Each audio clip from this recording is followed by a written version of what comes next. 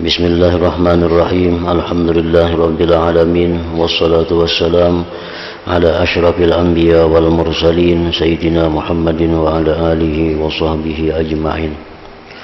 Qala al-musannif al-imam Abu Hamid al-Ghazali rahimahullah nafa'ana bi'ulumi bayanu anna al-firara minal bilad allati hiya mazannul ma'asi wa mazammataha la yaqdahu fir ridha. Ya'lam anna ad-da'ifa qad yazunnu anna nahya Rasulillah sallallahu alaihi wasallam anil khuruj min baladin zahara bihi at-ta'un yadullu 'ala an-nahyi anil khuruj min baladin zaharat bihi al-ma'asi li'anna kulla wahidin minhuma firarun min qada'illahi ta'ala wa dhalika muhal balil 'illatu bin nahyi an mufaraqatil balad ba'da zuhuri at-ta'un annahu law putiha hadzal bab lartahala anhu al-asiha wa baqiya fihi al-marda muhmalin la muta'ahida lahum fayahlikun huzalaw wa dhurra walidhalika sabbahahu Rasulullah sallallahu alaihi wasallam bi ba'dil akhbar bil firar min az-zahfi walau kana wa dhalika lil firar min al-qada lama udhina liman qaraba al-baldah fil insiraf wa qad dzakarna hukma dhalika fi kitab at-tawakkul. Wa idza 'arafa al-ma'na zahara anna al-firar min al-bilad allati hiya mazannul ma'asi laysa firaran min al-qada bal min al-qada al-firaru mimma la budda min al-firari minhu. Wa kadzalika madhammatul mawadi allati tad'u ila al-ma'asi wal asbab allati tad'u ilaiha li ajli tanfir anil ma'siyah laysat mazmumah. Fama zala salafus salih ya'taduna dzalik hatta tafaqa jama'atun ala dami Baghdad wa izharihim dzalika wa talabil firar minha ila akhirih. Makna kalam Imam Al-Ghazali rahimahullah wa nafa'ana bi ulumih, penjelasan bahwasanya lari atau berjauh, meninggalkan dari negeri yang diperkirakan adanya perbuatan-perbuatan maksiat dan mencela maksiat tidaklah mencederakan pada ridha dengan Allah Subhanahu wa ta'ala. Lari daripada negeri kampung yang di situ banyak maksiat dan mencela kampung yang di situ banyak maksiat, itu tidak bertentangan dengan ridha. Artinya bahwa kita mesti lari dari kampung yang di kampung itu sudah dikuasai oleh maksiat. Nah, meninggalkan kampung itu tidak bertentangan dengan ridha kepada yang ditetapkan oleh Allah.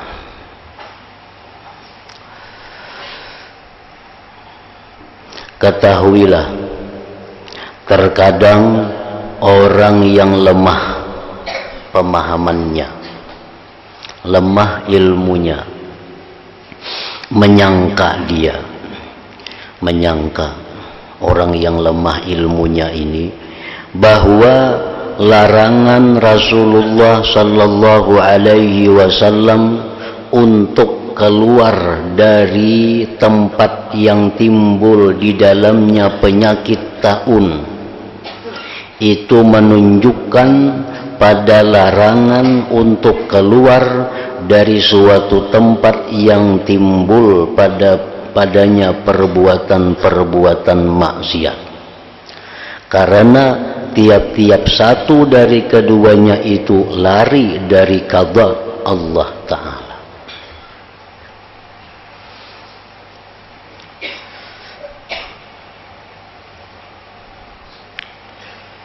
Rasulullah sallallahu alaihi wasallam dalam hadis beliau,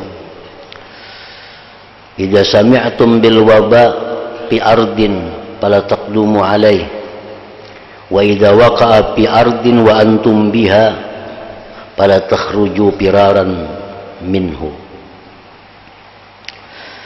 Nah, ujar Nabi, apabila kamu mendengar suatu wabah penyakit di suatu tempat, suatu kampung, maka janganlah kamu masuk ke kampung itu.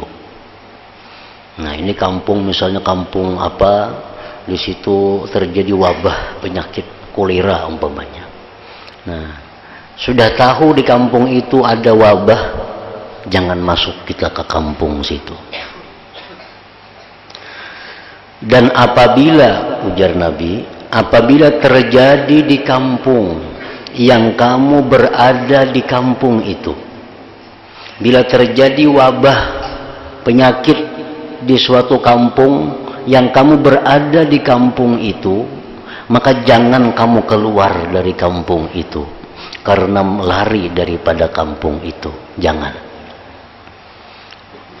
Jadi kalau kita di luar kampung, tahu di sana ada wabah, jangan masuk. Tapi kalau kita berada di suatu kampung yang di situ ada wabah, kita kada boleh keluar, kada boleh lari meninggalkan kampung itu. Nah, lalu orang yang lemah ilmunya, lemah pemahamannya, dia berpendapat, ujarnya Rasulullah melarang kita meninggalkan kampung yang di situ ada penyakit wabah. Sama halnya kita kada boleh juga meninggalkan kampung yang di situ banyak maksiat.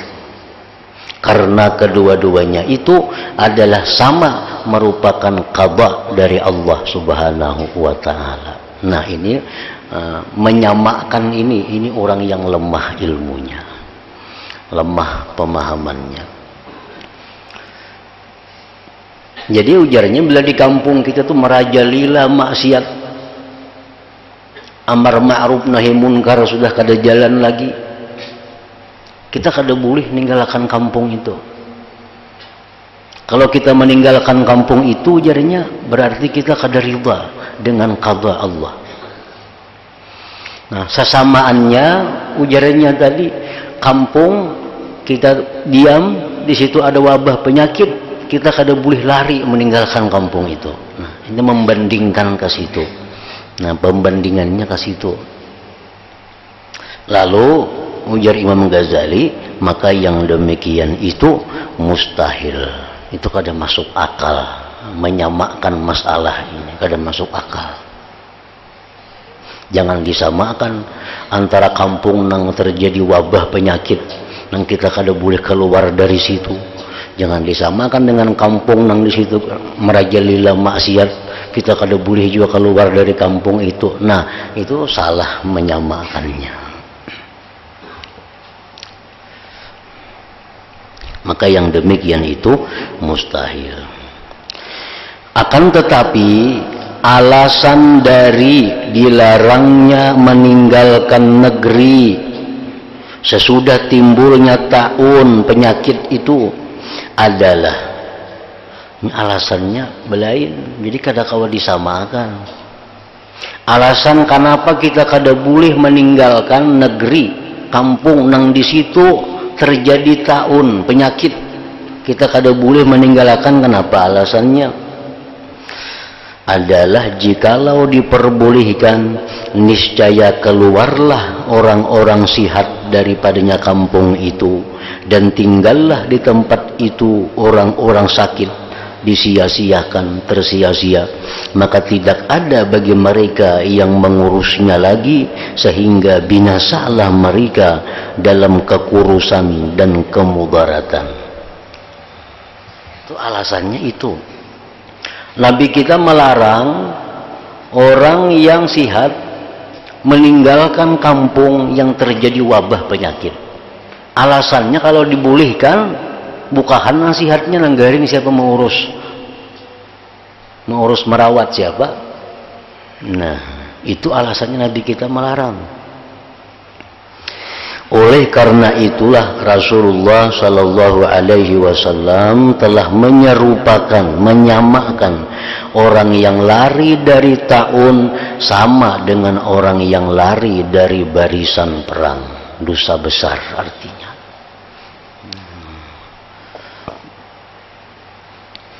Dan jikalau yang demikian itu karena lari dari qadha, niscaya tidak diizinkan bagi orang yang berdekatan tempat untuk cepat-cepat menyingkir. Jadi alasannya Nabi kita melarang itu bukan sangkut paut masalah qadha, keputusan Allah itu bukan. Nabi kita melarang keluar itu hanya untuk merawat yang sakit-sakit itu.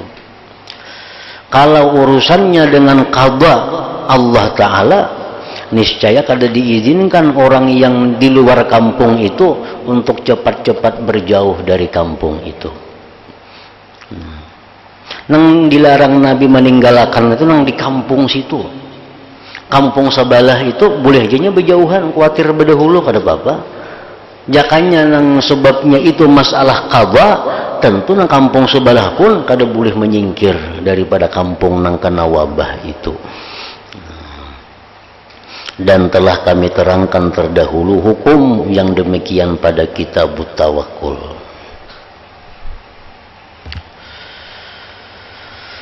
Apabila telah diketahui maknanya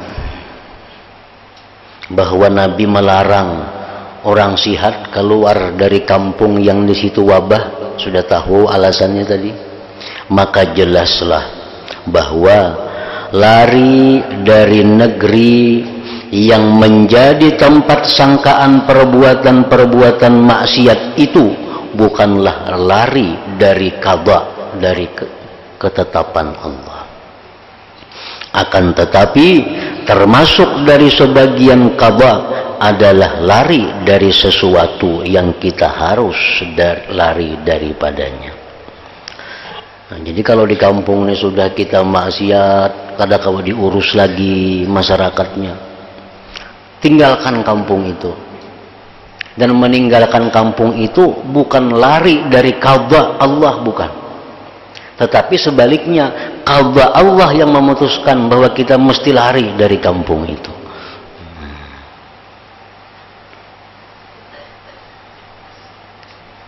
Ular umpamanya, ini ular parak kita. Nah, baganakah kita atau bukahkah ular nang berbisa nih, atau api umpamanya, baganakah kita atau mahadang aja kah? Jangan dipadahkan mun aku berjauh berarti aku kadarida lawan qadha Tuhan. Jangan itu alasannya. Qadha Tuhan itu memutuskan bahwa kalau kita parak api kita berjauh, itu sudah qadha dari Allah. Nah, jangan kita mun aku buka berarti aku kadarida lawan takdir Tuhan. Nah, itu salah pemahamannya. Allah menentukan kalau ikan parak bahaya, lari dari bahaya itu keputusan Allah. Nah, jadi lari dari tempat maksiat itu bukan kadarida dengan qadha keputusan Allah, tetapi justru keputusan Allah menentukan kita mesti lari dari tempat maksiat itu.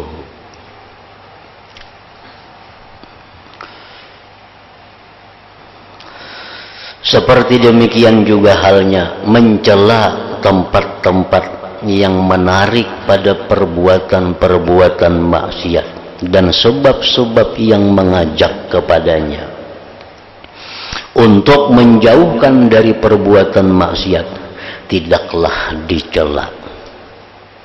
Misal ada kampung, di kampung itu sudah maksiat merajalela, lengkap pemainannya ada, mabuk-mabukannya ada, perzinahannya ada, ribanya ada. Di kampung tuh langgar masjid kosong. Kita celak kampung itu, bahwa itu kampung jahat, jar kita. Itu kampung kada baik. Tujuan kita mencela supaya orang jangan hendak bagana ke situ. Nah, itu celaan kita itu bukan berarti kita kada ridha dengan qadha Allah. Nah, bukan dikatakan kada ridha dengan qadha daripada Allah Ta'ala.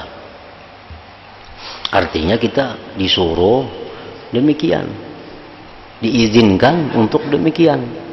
Ikan jangan ke kampung situ diam. Itu kampung tuh kampung ahli maksiat. Di situ ada riba, ada zina, ada minum-minuman, ada judi, ada macam-macam. Nah, kita celak kampung itu supaya orang jangan ke sana. Nah, kita mencela kampung nang maksiat itu bukan berarti kita kada ridha dengan qadha Allah Subhanahu wa taala.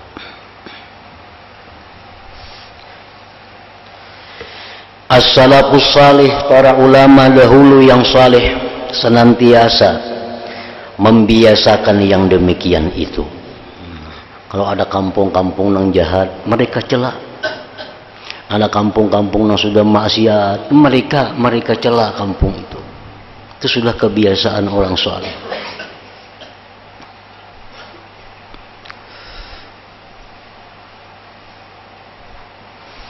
As-salafus salih senantiasa membinasakan yang demikian itu, sehingga sepakatlah satu jamaah daripada ulama yang salihin mencela kota Baghdad. Orang-orang salihin dahulu tuh mencela kota Baghdad itu, ibu kota Irak, dan mereka menampakkan celaannya dan menuntut lari daripadanya. Mereka menghimbau agar orang-orang yang baik di Baghdad itu supaya meninggalkan Baghdad, dan orang-orang saleh yang baik-baik yang di luar Baghdad jangan hendak masuk ke Baghdad itu.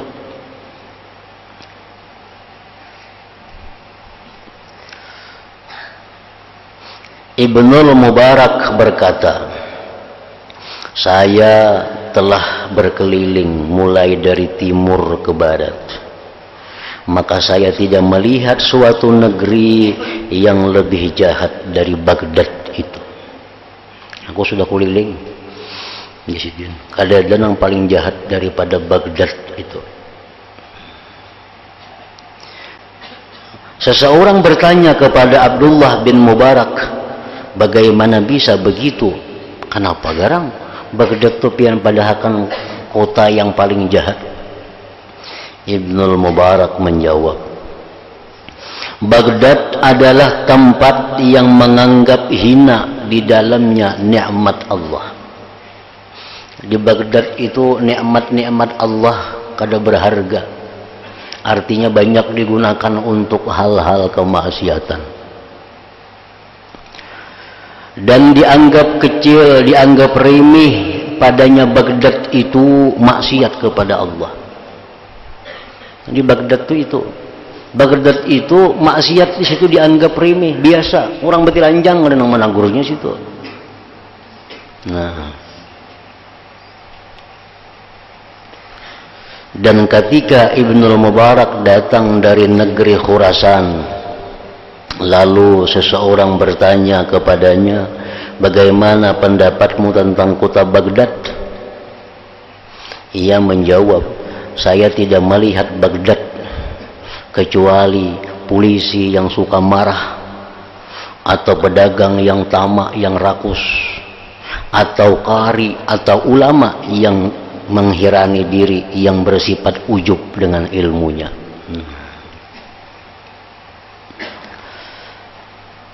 Ini mencela kota yang banyak maksiat. Dan mencela kota yang banyak maksiat itu kada bertentangan dengan qada Allah. Jadi jangan pada kenapa yang mencela kota Baghdad itu. Maka Baghdad itu kota yang ulahan Tuhan juga. Berarti kan mencela Tuhan lah. Nah kadakah itu. Yang kita cela itu maksiat-maksiatnya yang timbul di kota itu. Dan tidak semestinya kamu menyangka bahwa yang demikian itu termasuk gibah. Jangan dipadahkan gibah. Mencela Baghdad itu berarti kita menggibah lawan Baghdad. Itu kada gibah itu. Karena yang demikian itu tidak menunjukkan atas pribadi seseorang. Kita kada batuju orang, kada yang bisa mendatangkan mudarat bagi orang tersebut. Nah, kalau kita madahkan si A, si B, nah itu kada boleh.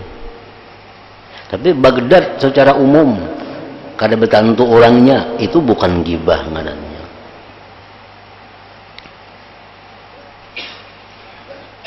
Sama kita melaknat, laknatullah ala zalimin umpamanya, laknat Allah atas orang-orang zalim. Itu kada apa-apa itu. Laknat Allah alal kafirin, laknat Tuhan atas orang-orang kafir. Nah itu di Quran banyak itu. Tapi kalau kita melaknat perorangan, walaupun inya kafir, walaupun inya zalim, nah itu kada boleh. Misalnya ada si Pulan ini kafirnya, agamanya kafir. Jadi kita laknat Allah atas si Pulan itu kada boleh, walaupun inya kafir. Karena betuju orangnya. Laknat Tuhan kepada si Pulan itu, Pulannya zalim orangnya, kada boleh. Karena betuju. Tapi kalau umum, laknat Allah atas orang-orang zalim, kada apa-apa. Laknat Allah atas orang-orang yang mencuri, kada apa-apa. Karena secara umum hanya. Nah, sama hanya dengan tadi.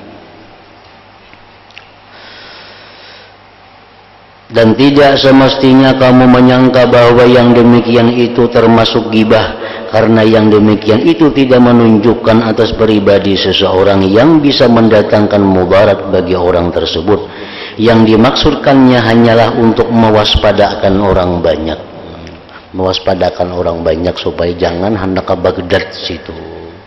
Nah, di situ, nah, bila kada tahan iman, kada kuat hati, bisa terjerumus ke dalam maksiat.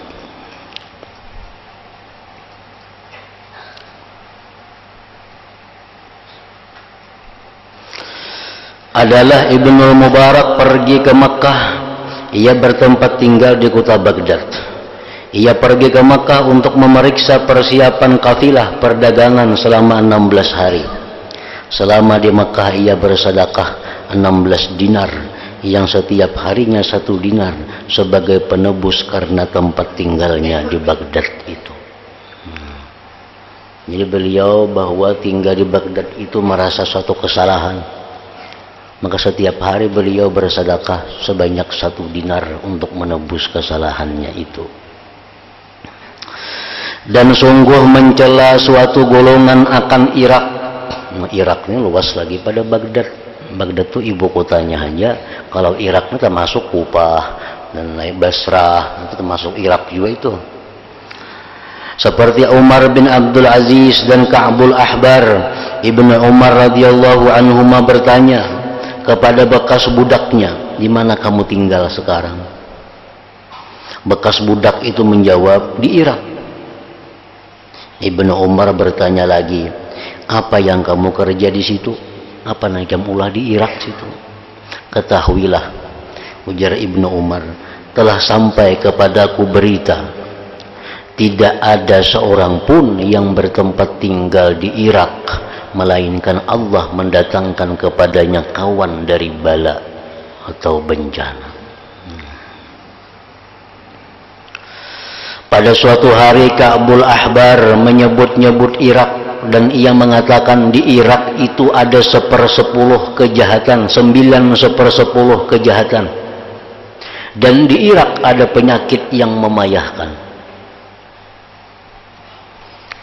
Di Irak itu ada 9/10 kejahatan.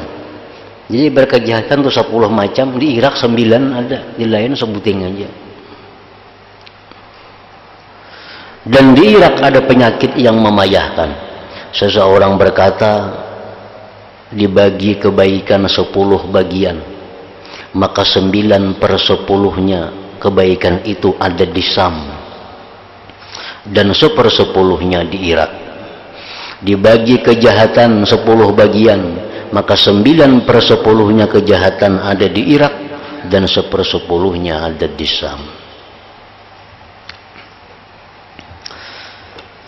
Jadi ini contoh-contoh bahwa para ulama, para aulia Allah yang dahulu ini, mereka itu mencela kota-kota, negeri-negeri yang banyak maksiat itu.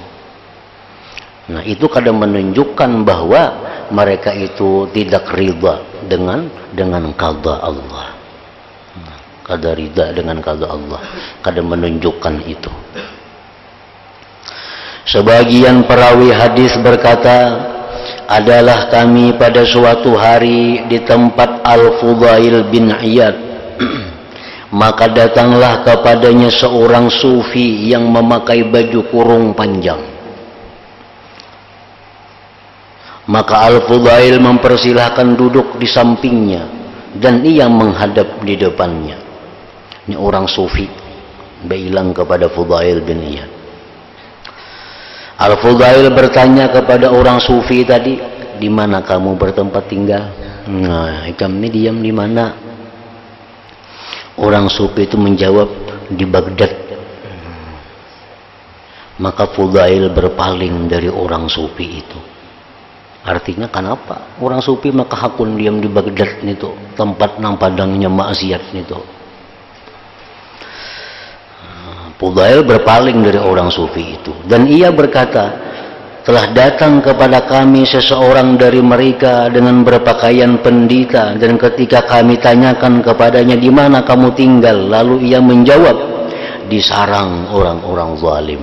Baghdad itu sarangnya orang-orang zalim. Negeri nang kada ada damai-damainya mulai dahulu sampai sekarang. Ini Baghdad itu.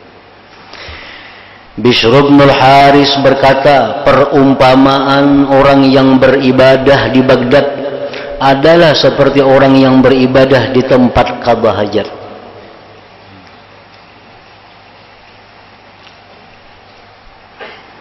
Bishr berkata lagi, jangan kamu ikuti aku pada bertempat tinggal di Baghdad.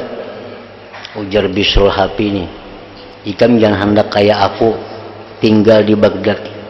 Barang siapa yang ingin keluar dari Baghdad, maka keluarlah dari Baghdad ini. Tentu celaan yang luar biasa kepada Baghdad. Ini kata-kata dari para aulia.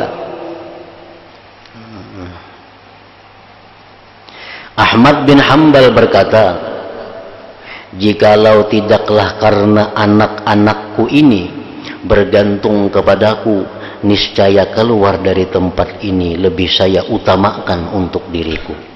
Di Baghdad itu. Lalu seseorang bertanya kepadanya, di mana kamu memilih untuk tempat tinggalmu? Ia menjawab, di binting-binting. Sebagian mereka berkata, di mana mereka ditanya tentang penduduk Baghdad, yang zuhud di antara mereka adalah zuhud, dan yang jahat di antara mereka adalah jahat. Ini pendapat orang yang netral tentang Baghdad tadi. Nang baik di Baghdad, ya baik. Nang jahat, ya jahat di Baghdad itu. Namun umumnya para ulama mereka mencela kota Baghdad itu karena banyaknya kezaliman, banyaknya kemaksiatan di kota itu.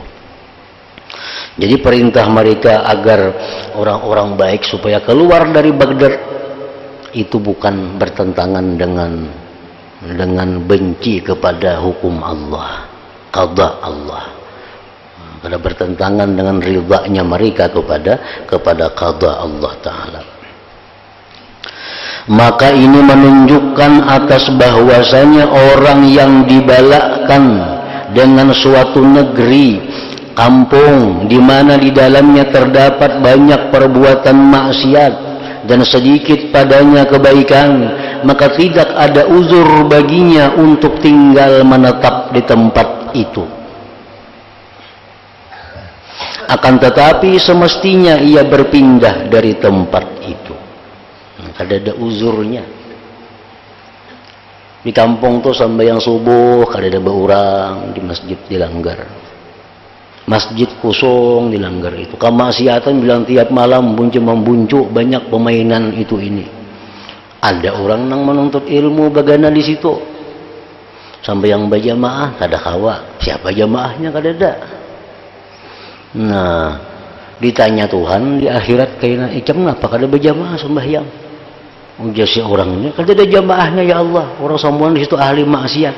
Nah, alasan kita itu ditolak oleh Allah. Ditolak oleh Allah, kada diterima oleh Allah. Allah Ta'ala berfirman, alam takun ardullah wasi'ah fatuhajiru fiha. Artinya ujar Tuhan, bukankah bumi Allah itu luas? Apa yang bagana di situ? Sehingga kamu dapat berpindah di bumi itu.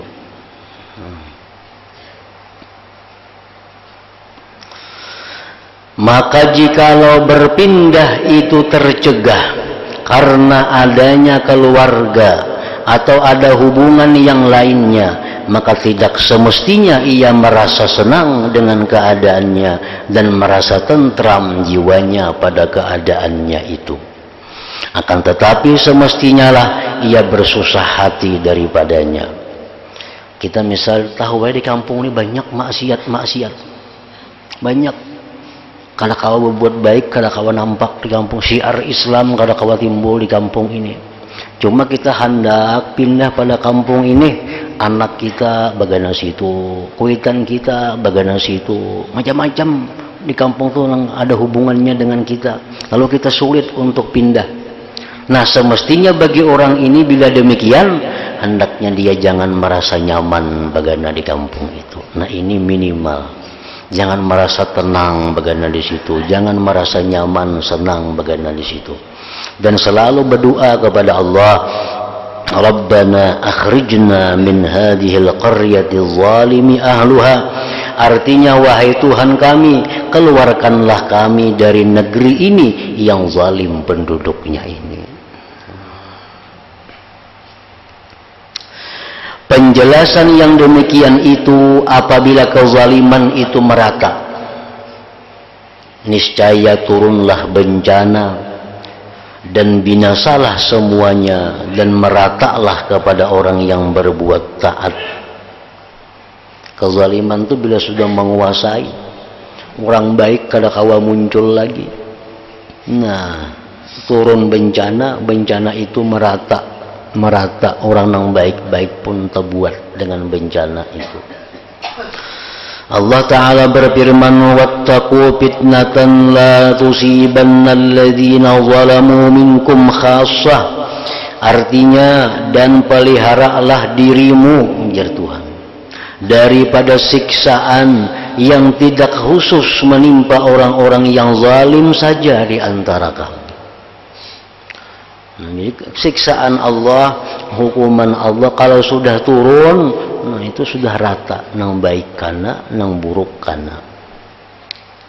Kalau kau babida, bisa banjir kana, semuaan kana, kada nang beliungnya banyak, nang randah rumahnya. Andai kata banjir itu bala dari Allah, banjir itu merata. Nah, setiap bala turun, apapun penyakit wabah yang diakibatkan oleh tingkah laku orang yang zalim, nah orang-orang baik pun kena. Nah, maka itu kita disuruh oleh Allah, bila di kampung kita ini sudah kada kawa timbul syiar Islam, kita disuruh segera pindah dari kampung itu untuk menghindari turunnya bala kepada kita. Nah, jadi disuruh pindah itu bukan berarti kadari lawan takdir Tuhan, kada. Bahkan disuruh oleh Allah pindah dari kampung yang jahat itu.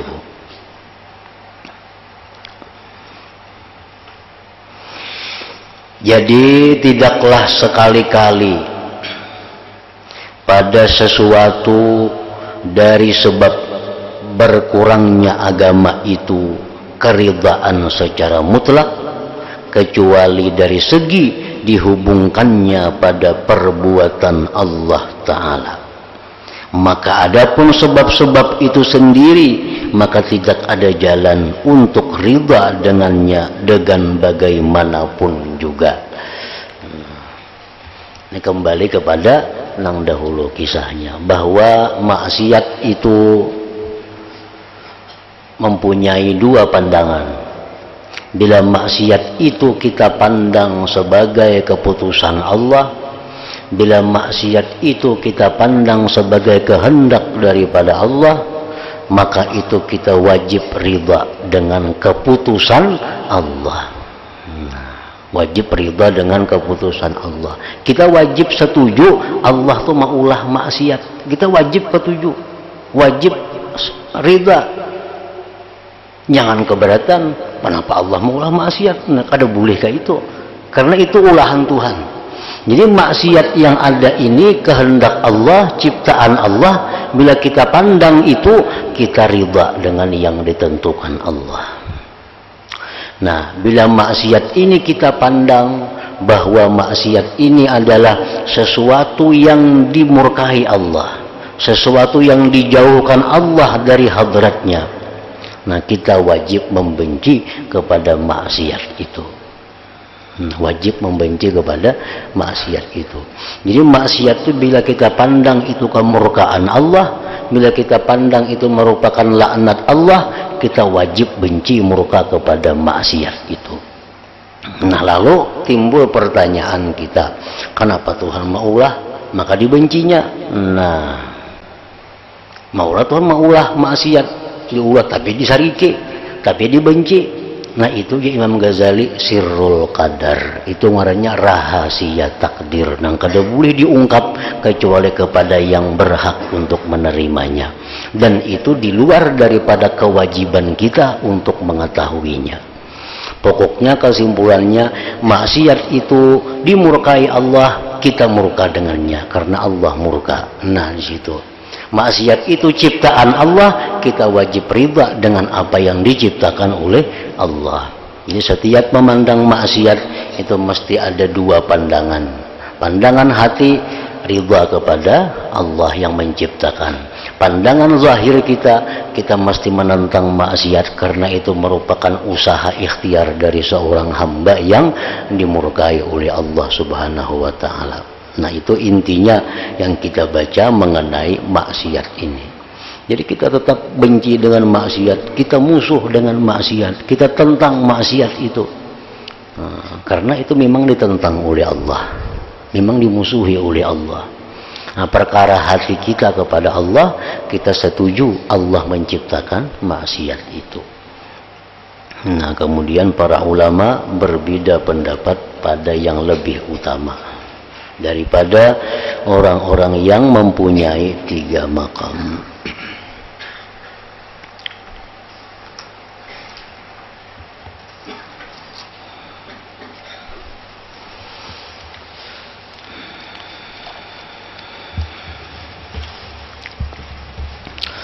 Afdal dzikri fa'lam annahu la